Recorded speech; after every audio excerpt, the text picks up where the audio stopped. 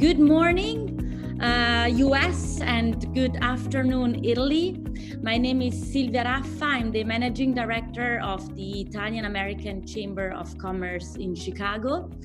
On behalf of the Italian Chamber, I welcome you to our True Italian Taste webinar, Scientific Health Benefits of the Mediterranean Diet, produced in collaboration with Assocamerestero and financed by the Ministry of Foreign Affairs and International Cooperation to promote and safeguard genuine Italian agri-food products in the United States. I would like to extend a special welcome today to our honorable guest speakers, including Alessio Fasano, Professor of Pediatrics of Harvard Medical School, Professor of Nutrition at Harvard Chan School of Public Health, Director of the Mucosal Immunology Biology Research Center at Massachusetts General Hospital in Boston. Today, Dr. Fasano will analyze the healing power of nutrition with a focus on how diet can reshape the gut microbiome and influence the balance between health and disease. We're also honored to have Graziano Pinna with us today, neuroscientist at the University of Illinois at Chicago, associate professor in the Department of Psychiatry of the UIC, and visiting professor in the University of Porto Alegre, Brazil.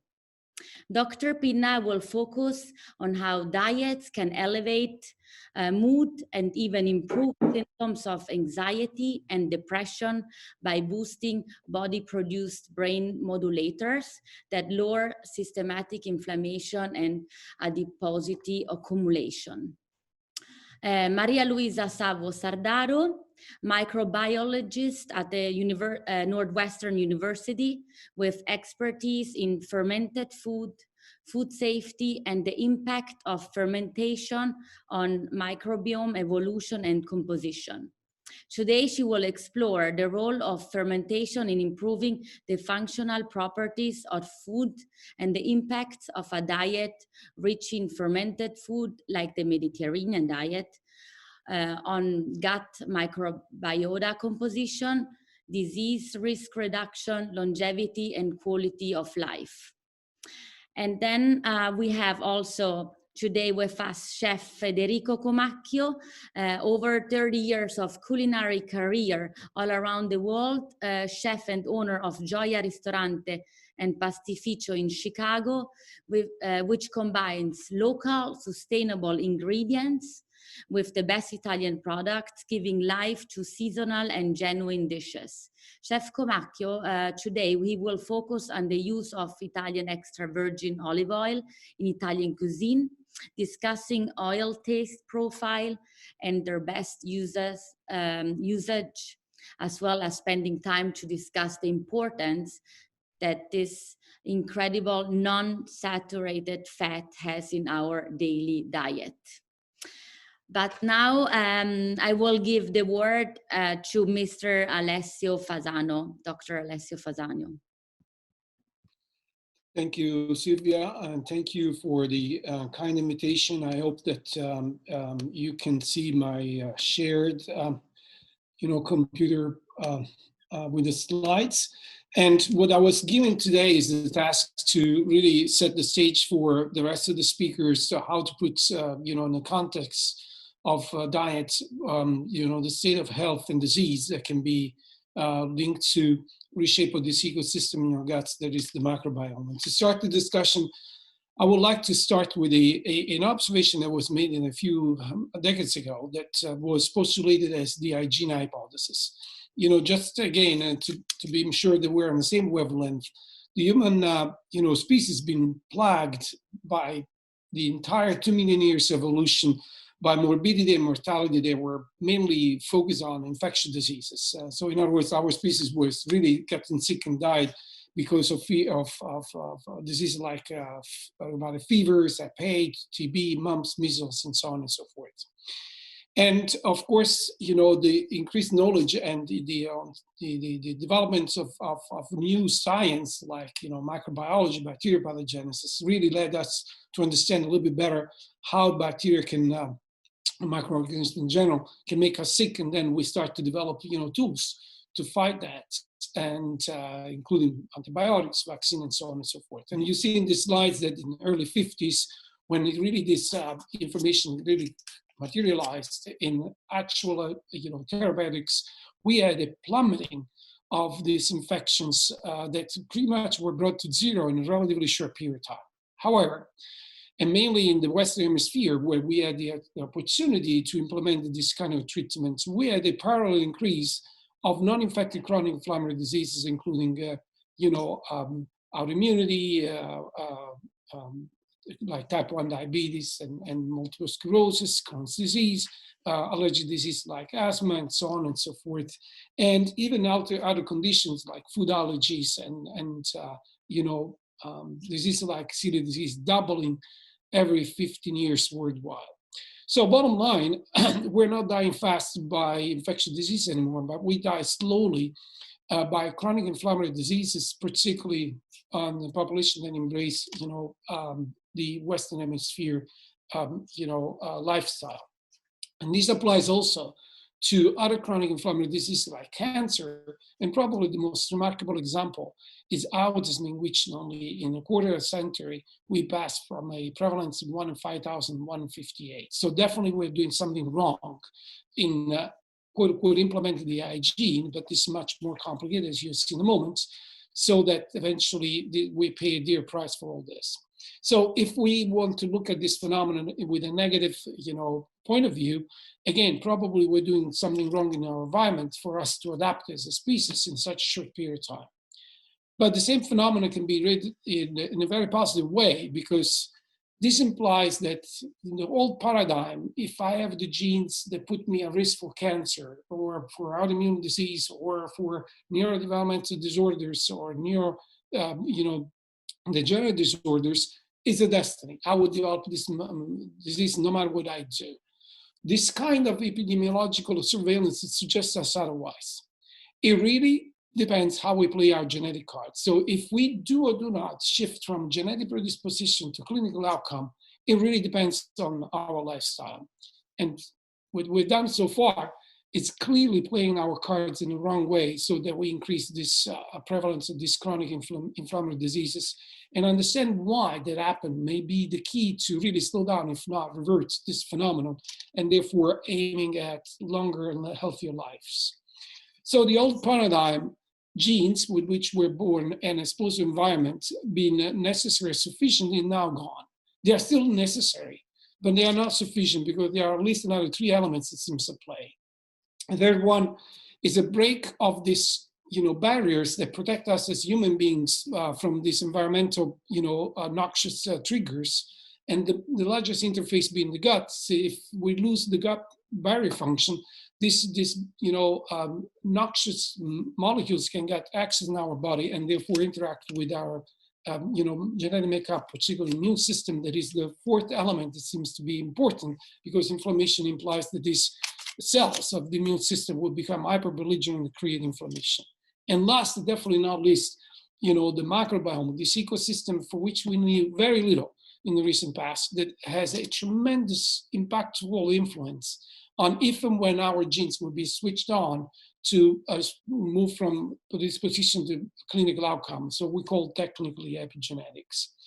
That leads to a new shift of paradigm, that besides the genome that we inherited from our mom and dad, that is stable, will not change over time. And if we have genes that put us at risk to develop any given disease, they are there. And then in the microbiome, this additional genome that for which we knew little, that is much more complex than the human genome, and is the capability indeed to dictate if and when we will put our genes in motion toward disease. And if you allow me this comparison, the human genome can be compared to a sort of piano, 23,000 notes, one for each gene. Let's say that to play the song Alzheimer, you need to struck 300 notes. If they are struck note depends on the piano player that is extremely dynamic, it's the microbiome. And, we can have as a piano player, a pop, singer like Elton John that touched, 200 notes and the song Alzheimer's is now played. But then something happened to us, and eventually they are changing the microbiome, and a virtuoso like Chopin can sit at the piano, and eventually this will lead to the clinical outcome. So it really depends on the microbiome if and when we develop disease. And this brings me to, a little bit discussing about what is the microbiome, what we're talking about. Again, it's a parallel civilization, if you wish, that for which we knew little. That is much more complex than we believed before. The contrary to our first belief, microorganisms are not all enemies. Actually, the vast majority are friendly cohabitants that we live in symbiotic relationship with. They can be more than our own cells and produce 150 times more genes than we do. And what they do for us in terms of good things, they help us to scavenge food from energy from food, from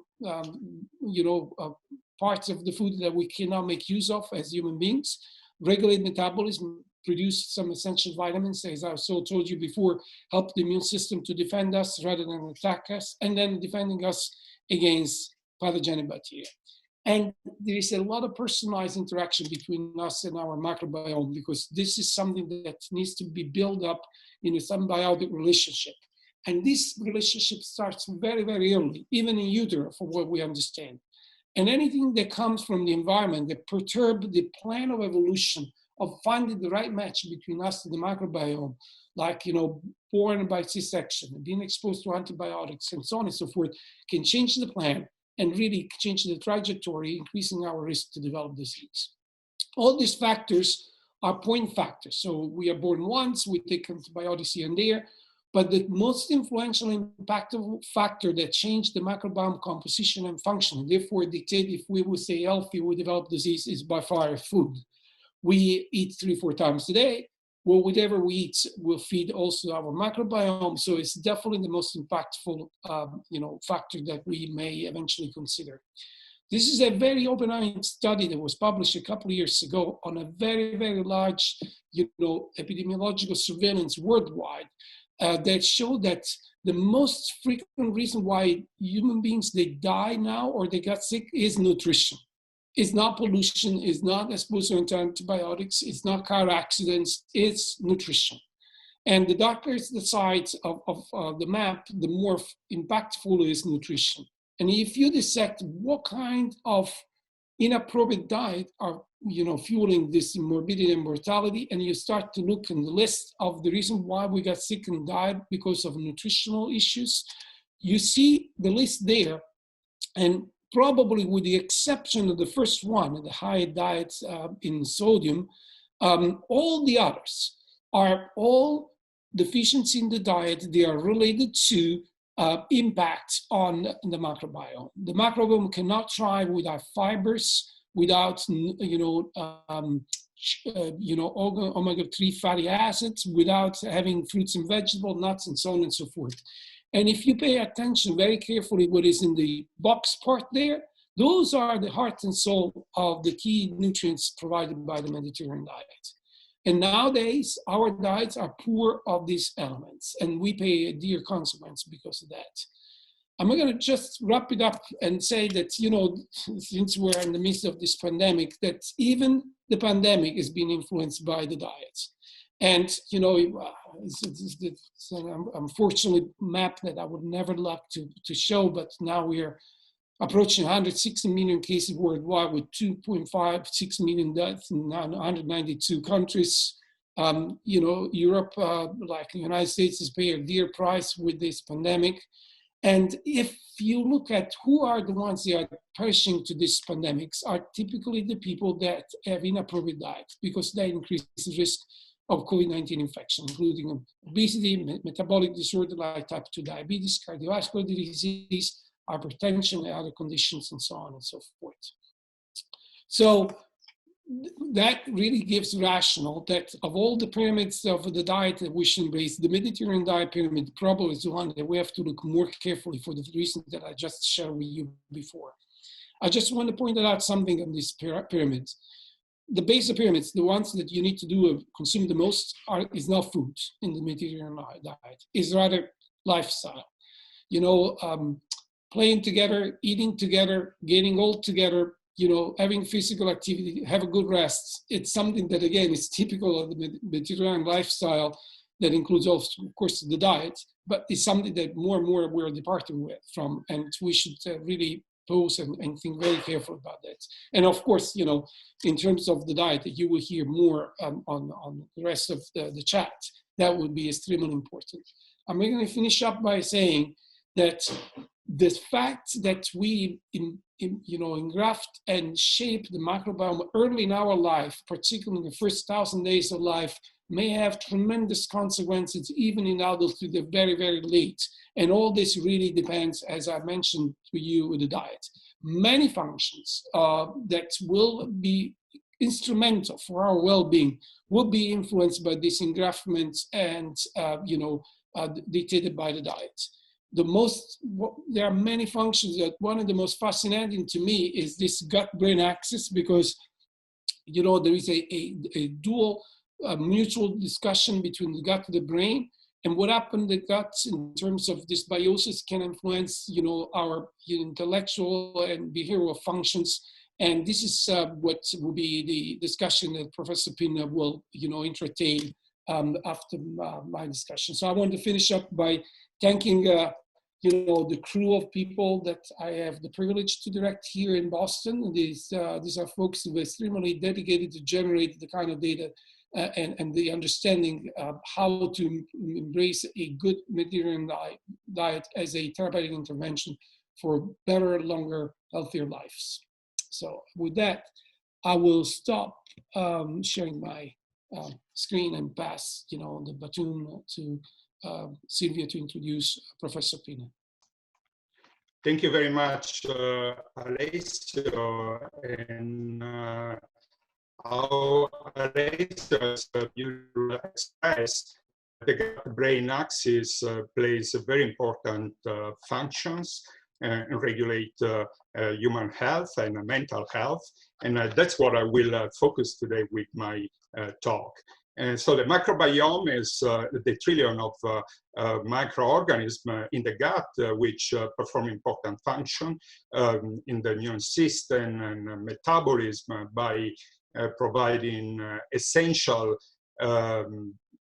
inflammatory function and providing nutrients and vitamins that plays a key role in regulating good mood and brain function, including behavior.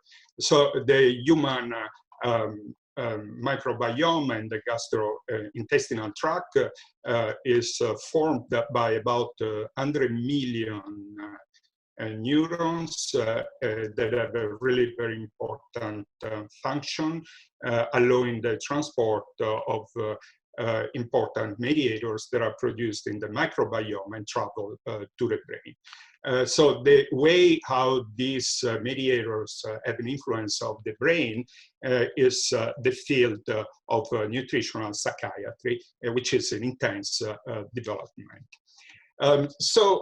Often people are not so inclined into observing a strict regulation of daily diets because they tend to think that the diet has a long-term effect. However, today we have reason to believe that also the daily diet has an immediate effect on health and most likely in mental health.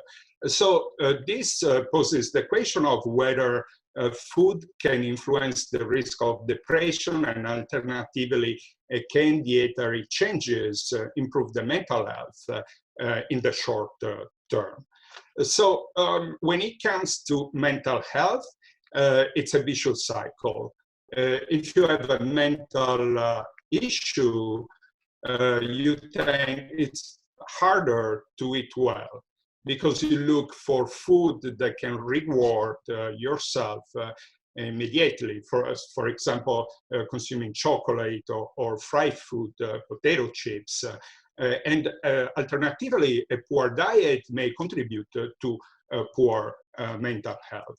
So there are several studies, clinical trials that have shown that, for example, in a meta-analysis in 10 countries, suggested that dietary patterns may contribute to mental health and to depression. An association was also found between depression and diets rich in sugar and sweetened drinks, refined grains, and in fact, the diets with high sugar composition and processed food increase the risk factor for depression in a study of almost 4,000 people. Another meta-analysis found that high consumption of red meat is associated with risk of developing depression.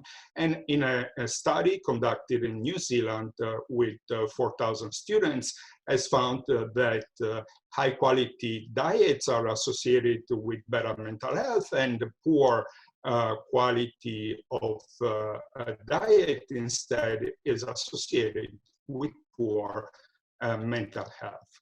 So the Mediterranean diet is certainly one of the healthier diet, if not the most the healthier diet so far, and has been also been the topic of clinical trials. Studies have shown the Mediterranean diet rich in fruits, vegetables, olive oil, whole grains, lean proteins such as chicken and fish, and low in red meat and bad fat over 12 weeks improves mood and anxiety. Also, a meta-analysis of clinical trials shows that diet can improve mood in subjects that suffer from depression. Other studies have also shown that consuming fruits and veggies increase well-being and happiness, and this is comparable to when an individual gets employed, pass from unemployment to being employed. And also young adults that have depression, consuming an unhealthy diet, see a significant improvement of symptoms of depression when they change the diet into a healthy diet for 3 weeks. So in my laboratory, we found an association between symptoms of depression and also anxiety with a low level of a neuromodulator, which is called ALO.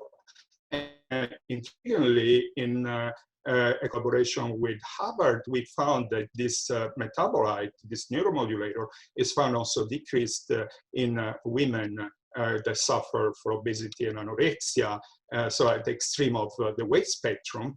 And this condition is associated with symptoms of anxiety and depression. So suggesting that metabolic syndrome can be a component in these mental health symptoms. Allopregnanolone role in regulating mood and anxiety and depression symptoms is really important. Several clinical trials in the last year have shown the efficacy of allopregnanolone in multi-site double-blind phase 3 clinical trials that 2 years ago resulted in the US FDA approval of allopregnanolone for the first treatment to treat postpartum depression with the name of Brexalone or Zulresso. So my question is, how can a healthy diet can improve mood?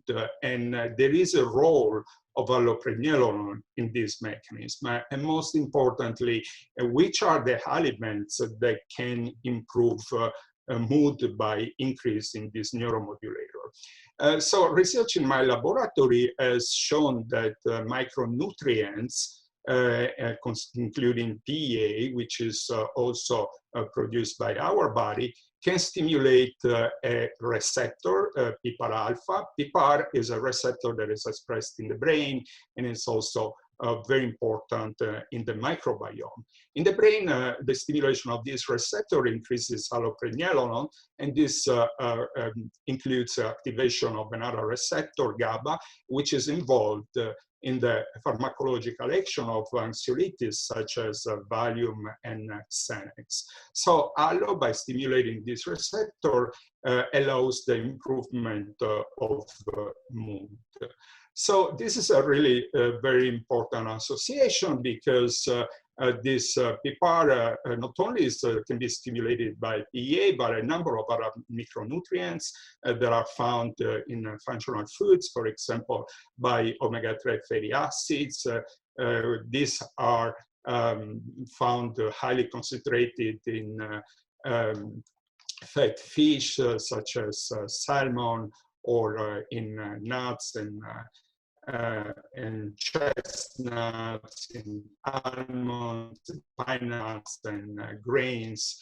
And clinical trials also have shown that administering a diet of rich in omega-3 in a patient with depression for 12 weeks significantly improves symptoms of depression and suicidality, as well as daily stress. So these polyunsaturated fats are really very important, as well as monounsaturated fats. So we know that there are good and bad fats. The bad fats are the saturated fats and the trans fats, because they increase the level of cholesterol, while the polyunsaturated fats, they decrease the level of cholesterol. I will not discuss too much into the olive oil, because this will be the topic of Chef Federico Comacchio in a little bit. I will, however, review a little bit which are the food that have anti-inflammatory effects. Tomatoes and other veggies, for sure, fruits such as strawberry, blueberry, oranges and cherries and nuts, olive oil and spinach, kale, fat fish, sardines and tuna, in addition to salmon. And on the other side, we have the pro-inflammatory food that are typical of the Western diets, such as fried food, potato chips, sodas, refined carbs, lard, and processed meats. So how do this work at the level of the microbiome? So one thing that all scientists agreed upon is that food is the #1 factor that has an effect on the microbiome composition. And also, one other aspect that everybody agrees is that more diverse is the bacterial population of the microbiome, better the health of an individual. So high-fat diet, they promote inflammation, lipid accumulation, and depression. How this works? So these diets, they promote the growth of facultative bacteria, and these facultative bacteria, they produce modulators such as LPS that have pro-inflammatory actions, for example, by binding to receptors that are part of cells that produce lipids, and they have pro-inflammatory functions such as adipocytes or macrophages. So this modulator has the function of producing a number of pro-inflammatory factors that eventually can be released in the blood flow and increase the systemic inflammation of an individual. At the same time, this modulator, they also block PPAR, and by blocking PPAR, they also favor the accumulation of lipids, and so the obesity of an individual. On the other hand, we have the healthy diets. The healthy diets have an anti-inflammatory action, reduce obesity, and improve depression. And the reason is because they produce modulators such as the short-chain fatty acids, and also healthy diet allow also the absorbance of micronutrients such as PA or omega-3 and many other micronutrients that can act directly on the PPAR. They favor the anti-inflammatory action by blocking the inflammatory pathway. They stimulate PPAR, and by stimulating PPAR may also increase allo and other mediators that, again, may have a chance to reach the brain after being secreted in the circulatory system. There are a number of mediators such as neurotransmitters, GABA, dopamine, serotonin that are produced in the microbiome, and cytokines, and all these neurotransmitters have an action on the brain. They allow a normal brain function and they fight the symptoms of anxiety and depression. So not only food, physical exercise is also very important to maintain a good microbiota composition, and also physical exercise has been shown to increase the level of allo. And as we all know, working out is really very important for our mental health and give us a sense of relax and good mood immediately after the training. There are other strategies to stimulate these PPAR receptors, for example, through the use of probiotics and prebiotics, and also the use of fermentable foods and fibers. But I will not develop this any further because our next speaker, Dr. Sardaro, will focus on the health benefits of dairy fermented foods in the Mediterranean diets. And these are the acknowledgement of all people that have worked so far in this very intriguing and exciting research projects. Thank you very much for your attention. Thank you, Dr. Pinna. Now I would like to give the word to Mrs. Sardaro. Good morning, everyone. So I want to go on talking about Mediterranean diet. And so as Dr. Pinna already introduced, I will talk about a bit more about the fermented dairy product in the Mediterranean diet. So we heard from the other speaker the importance of the Mediterranean diet for the high nutritional value of the food in the Mediterranean diet. And we heard how is important the functional food in the Mediterranean diet. And now I want to talk a bit more about biofunctional food. When we talk about biofunctional food, we are talking about food where the positive effects are exerted by microorganisms. And we are talking about food where the microorganisms interact directly with the host. So we want to highlight the probiotic effect, and indirectly the intakes and the increase in intake of bioactive metabolite produced during fermentation. So talking about the bioactive effect.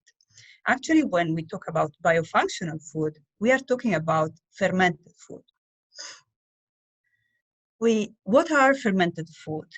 We have a new definition of fermented food in 2021 that defined them as food made through desired microbial growth and enzymatic conversion of food components. So as we can see from the definition, we have two main points. We have the desired microbial growth and the enzymatic conversion of food components.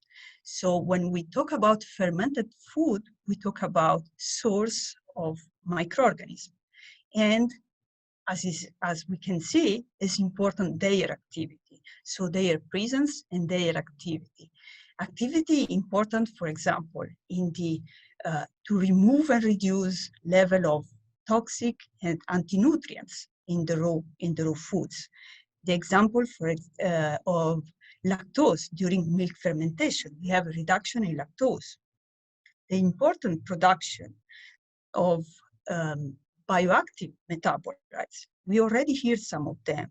They are important in short-chain fatty acid production, important in exopolysaccharide production, very important for synthesis of vitamin, and important for bioactive peptide. All of them are very important for our health. From the side of the production, the fermentation is important because we increase the food safety and shelf life of the product thanks to their ability to produce lactic acid and acetic acid, but also to produce bacteriocins, able to control pathogen during fermentation.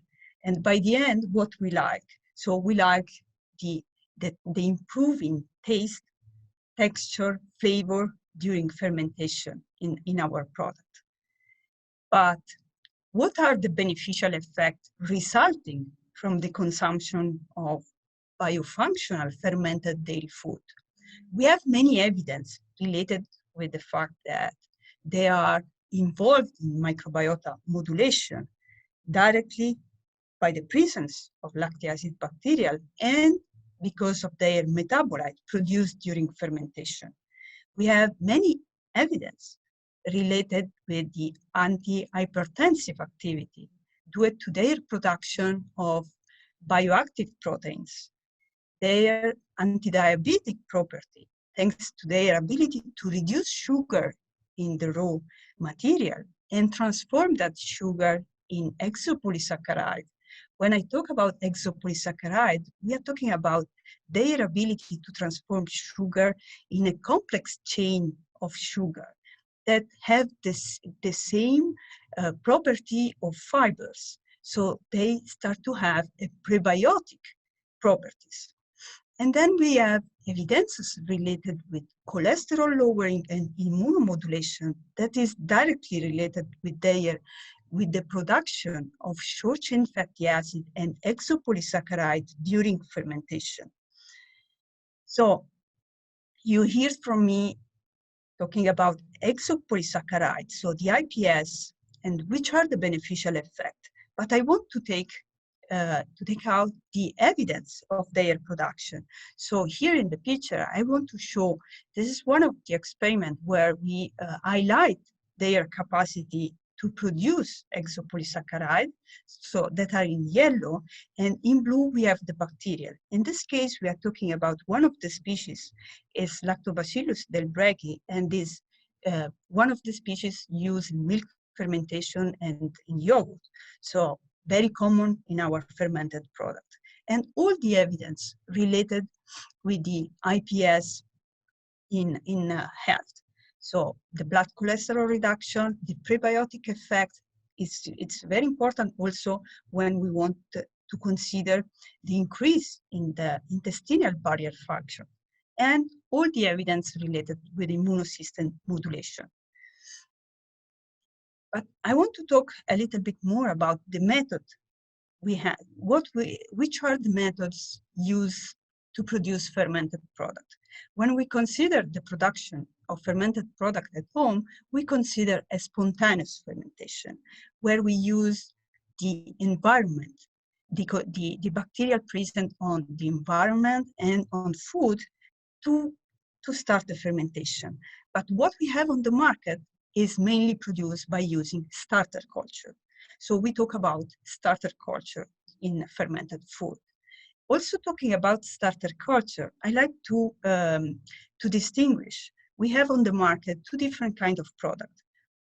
One kind of product is produced by using selected commercial starter culture. It means that we selected the bacterial species that are, of course, reliable, with high performance, high standardization of the process.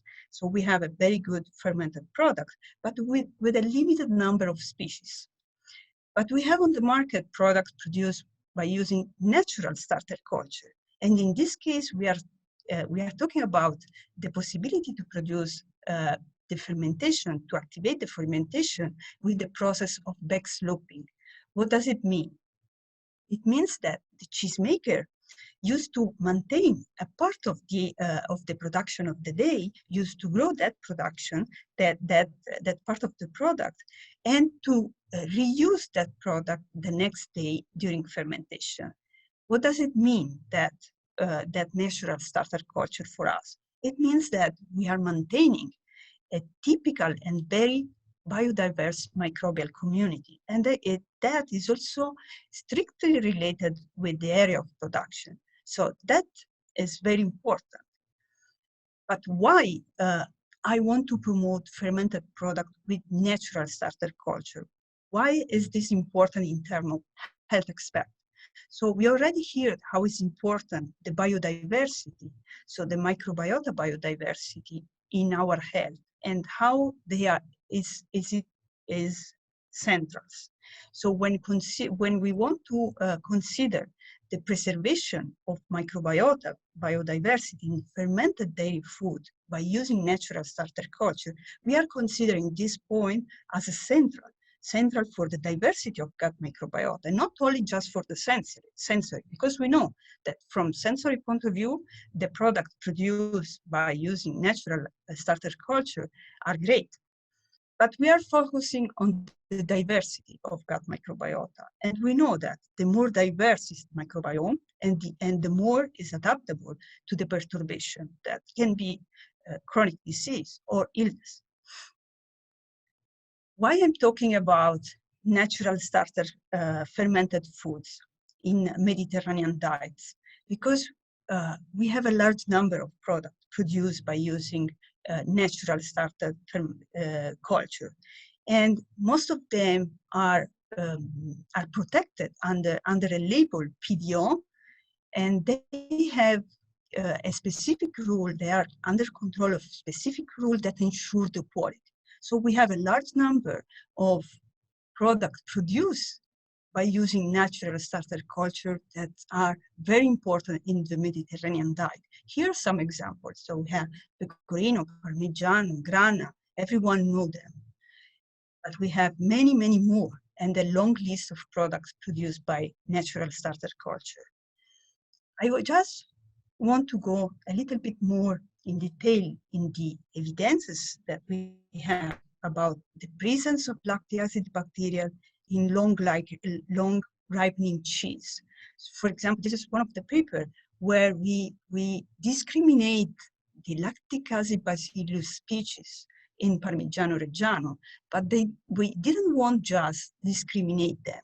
We want to highlight the fact that they are present and active in also at 24 months, at 36 months. So we have they are present, and that is very important. I want to highlight another important paper where they highlight the fact that in long ripening cheese produced by using natural starter culture and also raw milk, we have a large community of bacteria that came from cow, from milk, from environment, but are all present at the end in our cheese. So all are there increasing our gut microbiota biodiversity. They also had the possibility to show the ability of one of the species to colonize the gut microbiota. In vivo pilot test, they show the ability of bifidobacterium strains to grow and to colonize the gut microbiota in a group of people under 45 grams per day of Parmigiano Reggiano, consuming 45 grams per day for 7 days of Parmigiano Reggiano. At the end, I want to highlight another paper, so another work. They considered, even in this case, we are talking about mozzarella di bufala campana. It's another product produced by using natural starter culture. So we have a larger biodiversity. What they did, they isolate the microbial composition of mozzarella di bufala, and they compare the effect of the microbial composition of this complex microbial composition in compare with the use of a single strain of probiotic. That is very common. The Lactobacillus rhamnosus LGG is one of the most popular one. So going on in the health effect of mozzarella di bufala, so the MBC sample, they had the possibility to show a reduction in the level of inflammatory marker, and we can see here all are lower. They have lower level of weight intake. Here the level in compare with the Lactobacillus rhamnosus, and also lower level of cholesterol. Here the level in compare with a single strain of probiotic. This is just to highlight how it's important to consider the natural starter culture, so the microbial composition of products produced in that way. And also they highlight the ability of that microbial composition to affect the gut microbiota also. So with this, I want to finish my presentation. I want to thank you for your attention, and I want to let Federico Comacchio to talk a bit more about the importance of the extra virgin olive oil in the Mediterranean diet. Thank you, Dr. Sardaro. Federico, can you connect? I'm connected. Perfect. I start from here. Good morning, everybody. I guess I'm going to try to take a different approach in the conversation that is not so scientific. Is my side. I'm a chef for 30 years. I came into this country in 2001, clearly with the goal of career to be a good or great chef, whatever I'm considered. So creating good food, great food, but most of all, healthy food. And I guess that became, little by little, living in the United States, some sort of a mission. Because I see everything that is being described by these three scientists is really the normal daily difficulties to have a good diet in this country, and probably somehow is extended to other countries, all the Western countries. I'm going to try to take an approach. My focus in this situation is just to elevate the position in the kitchen of the extra virgin olive oil. And when I'm talking about extra virgin olive oil, whatever is the olives that they use, I'm talking about a product that is certainly not cheap,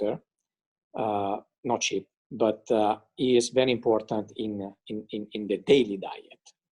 Everything that has been described, even from the natural fermentation of product by Maria, brings back the fact that the Mediterranean diet, the Italian diet, is one of the most complete in the world. You saw with Dr. Fasano this pyramid of foods, which is completely true, and it has to be applied even in the restaurant business. When it came, most or many of the Italian restaurants, they would serve a lot of saturated fat, like butter or heavy cream, in so many different plates. Very difficult to digest, very difficult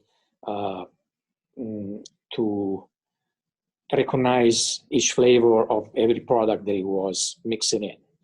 I always focus as fat to use in the kitchen, the extra virgin olive oil. Italy is a country that got so much diversity, region by region, land by land, from Liguria and Tuscany, that they got hills giving toward the Mediterranean Sea, to the inland of Tuscany, Marche region, Sicily, Apulia, going even to north side, with Garda region and the Veneto region. every single extra virgin olive oil in the kitchen is, for me, a different usage because the characteristic of the flavor is different. And we go on a analysis that is more for restaurant profile, so the finishing oil. In my kitchen, I use all the time Napoleon oil as a cooking oil, but as finishing oil, we use different oil. Like if you eat a wonderful Fiorentina, which is basically a large porterhouse that is being grilled or roasted in a wood burning oven, you want to finish that meat with the Tuscan oil, which has a profile of spiciness and a little bit of bitterness that it complete the flavor of the meat. For seafood, it's a completely different situation in terms of finishing oil. I would suggest for grilled fish or shellfish to use Ligurian oil, either Sardinian oil, or if you want to stay in the north side, the Garda oil.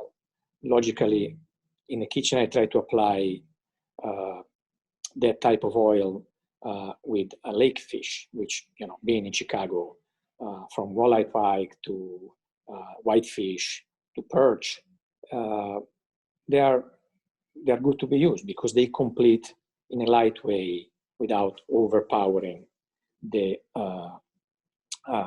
plate.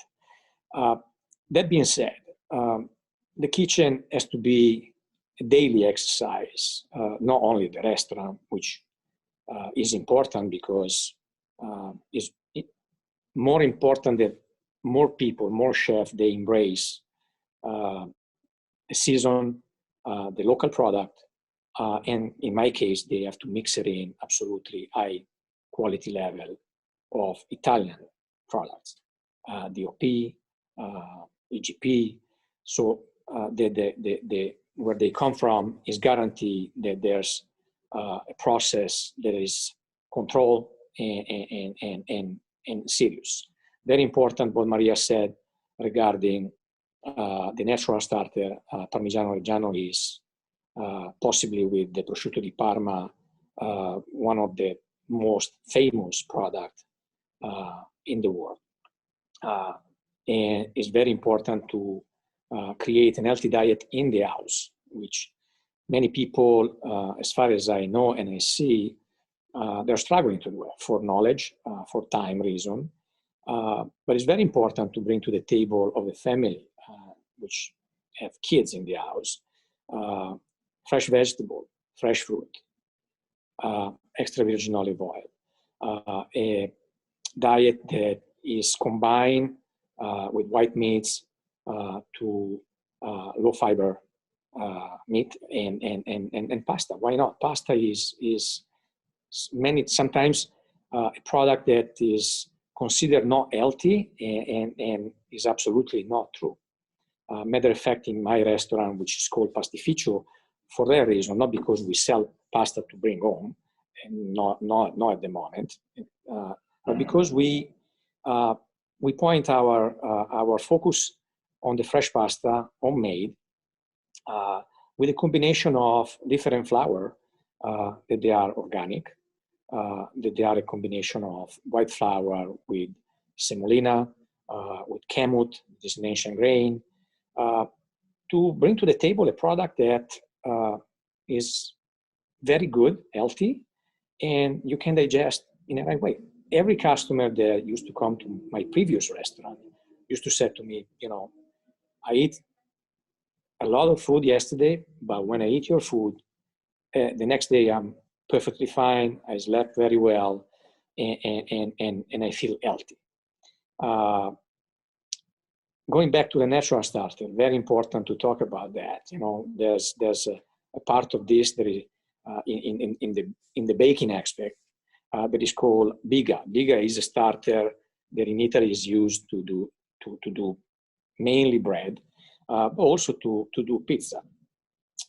Where you can see in this country bread that is really, I don't want to just use the term light, but it has hair inside. most of them, they are very heavy and very thick because there's no natural starter used. Natural starter basically is, in the case of the biga, a combination of flour, water, a certain amount of yeast. They live outside a certain temperature for a certain amount of time. That is mixed with the direct product. So the next day you do your dough, you mix some of this product, lowering the level of yeast that you put inside. And you keep reusing that for the next day and the next day. And that creates the best product and the most healthy product, because you go and you eat a pizza that is very heavy and thick with probably some sort of mediocre cheese or mediocre tomato. It's going to be difficult to be digested in the right way. When you take a light pizza, Neapolitan, Roman, whatever is the type of pizza that you're going to eat, and you see that most of all in the cornicione, so the surrounding part, you can find hair, that means that that's a good, healthy product. So, and I think I can stay here talking about this for any single chapter of the cuisine related to the Italian cuisine. But I want to just, reiterate it that leave behind a little bit of butter, sour cream, and focus in the use of extra virgin olive oil. Doesn't matter your real knowledge of the product. As I said, extra virgin olive oil is not cheap. Try to find extra virgin olive oil that is cold pressed. It means that they don't use chemical to extract from the olives the olive oil. And it has to have a decent price point, because sophistication is always around the corner between palm oil and color that they can be added on. So I guess I will give back to Silvia to do the closing, and I thank everybody. Grazie, thank you, Chef Federico. We are running out of time. We knew it. We had great, amazing panelists today, but unfortunately just an hour to squeeze everything in.